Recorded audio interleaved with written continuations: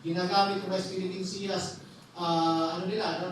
traditional fishing grounds nila. Meron din po tayong allocated for members of the youth at iba pa mga conveners po ng ating ito. And of course, we are reserving seats and spaces for our friends from the media. Alam ko marami na po nagtatanong at may mga iba po parang in the coming days, we will be issuing a formal invitation to our friends from the media.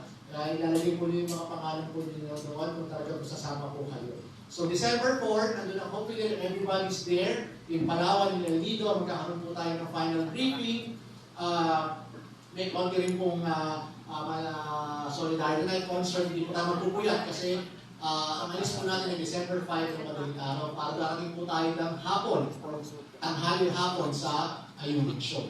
Yung sa mga donasyon naman po, ongoing po yung mga donasyon. In fact, the Office of Senator Rizal Tiveros ay direct nagbibigay na po ng mga donasyon sa mga fisher po communities po natin sa Zambales, mga solar panels, mga damit, at iba pang mga medical equipment para sa ating mga kababayan. So, marami pong scenarios at play. Pwedeng paano kung hindi matuloy dahil sa harsh weather condition kasi season tapos na ang habagat, season naman ng amihan.